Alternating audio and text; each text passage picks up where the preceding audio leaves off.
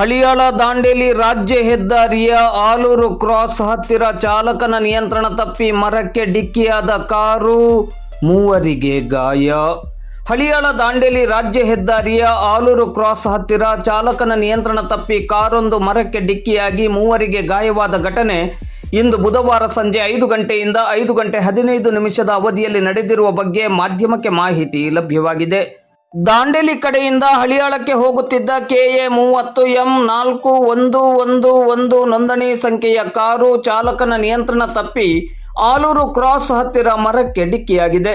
ಕಾರಿನಲ್ಲಿದ್ದ ಹಳಿಯಾಳ ತಾಲೂಕಿನ ಶಿವಪುರ ಎಂಬಲ್ಲಿಯ ಶಿವಯ್ಯ ಪಕಿರಯ್ಯ ತೆರಗಾವಿ, ಹಳಿಯಾಳ ತಾಲೂಕಿನ ಮುರ್ಕವಾಡದ ಸತ್ಯಕುಮಾರ್ ಸುಭಾಷ್ ಕುಮಾರ್ ಕಮ್ಮಾರ್ ಮತ್ತು ಶಿವಪುರ ಗ್ರಾಮದ ವಿಠ್ಠಲ್ ಮಹದೇವಪ್ಪ ದರ್ಗದವರುಗಳಿಗೆ ಗಾಯವಾಗಿದೆ. ಗಾಯಗೊಂಡವರನ್ನು ತಕ್ಷಣವೇ ದಾಂಡೇಲಿಯ ಸಾರ್ವಜನಿಕ ಆಸ್ಪತ್ರೆಗೆ ಚಿಕಿತ್ಸೆಗಾಗಿ ಕರೆತರಲಾಗಿದೆ. ಗಾಯಗೊಂಡವರ ಪೈಕಿ ಶಿವಯ್ಯ ಪಕಿರಯ್ಯ ತೆರಗಾವಿ ಮತ್ತು ಸತ್ಯಕುಮಾರ್ ಅವರನ್ನು ಹೆಚ್ಚಿನ ಚಿಕಿತ್ಸೆಗಾಗಿ ಧಾರವಾಡಕ್ಕೆ ರವಾನಿಸಲಾಗಿದೆ.